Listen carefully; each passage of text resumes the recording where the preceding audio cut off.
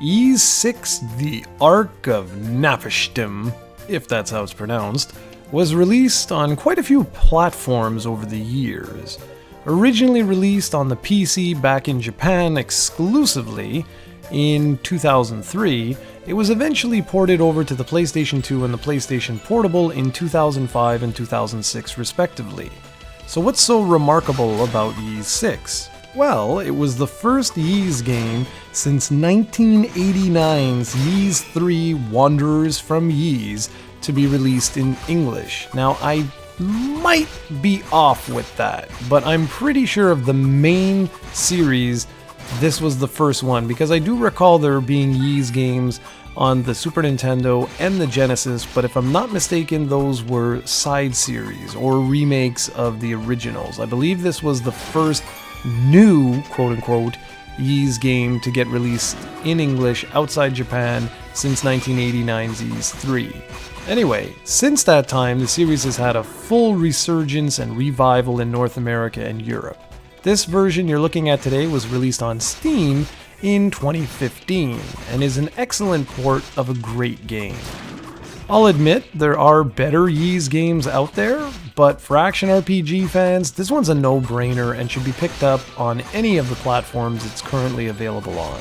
The Steam version features some enhanced elements such as vastly improved graphics, an improved translation, a new catastrophe mode, and, a few other little things here and there, but it does miss some of the PS2 exclusive features such as voice acting and the Alma trial dungeons. I say this because some of you guys may want to opt for the PlayStation 2 version over all the other versions just because of some of that exclusive content. Then there's the PSP version, which gives you portability. Whatever the case may be, the Steam release is an excellent one, and I figured I'd jump in and show you this one.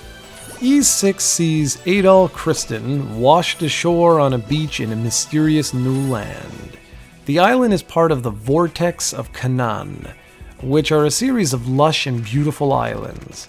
Since we're talking about Adol here, he's on a trip of discovery and adventure. The environments are entirely made up of 3D polygons, while character models are classic 2D sprites.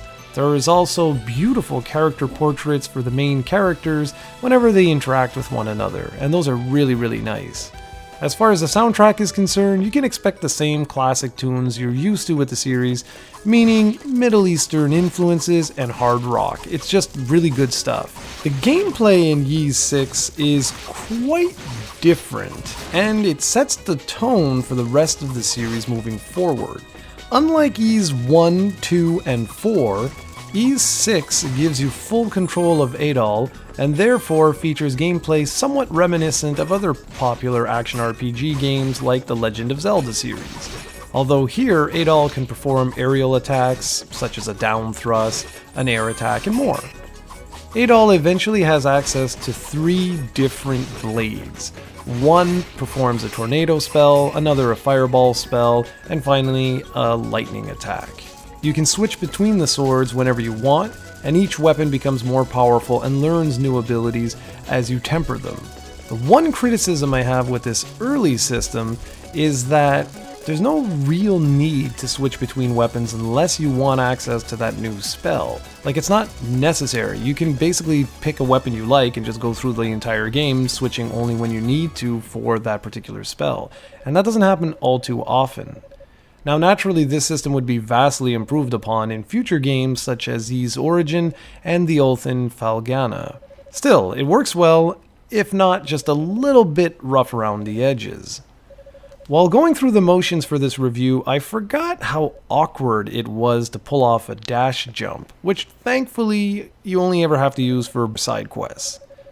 I should also mention that the higher difficulty settings require a little bit more grinding than if you play the game on normal. If you do play on normal, then just attacking the regular enemies you stumble onto should be sufficient to level Adol throughout the adventure, and you should be fine. You shouldn't have to grind too much.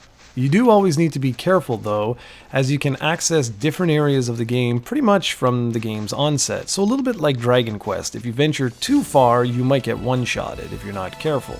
This particular version of Ys 6 is probably my favorite for one simple reason.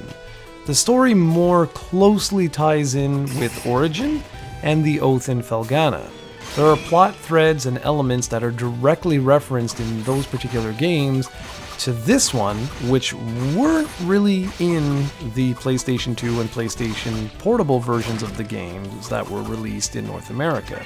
While the PSP version gives you the portability, like I mentioned before, it also has a few problems of its own. And yes, the PlayStation 2 version has some neat extras, but overall I really like this Steam version because of those story elements, the boosted graphics, and a few other little things here and there. Regardless of which version you play though, this game really comes highly recommended if you'd like to see how the E series evolved to where it is today. Well, it more or less starts right here.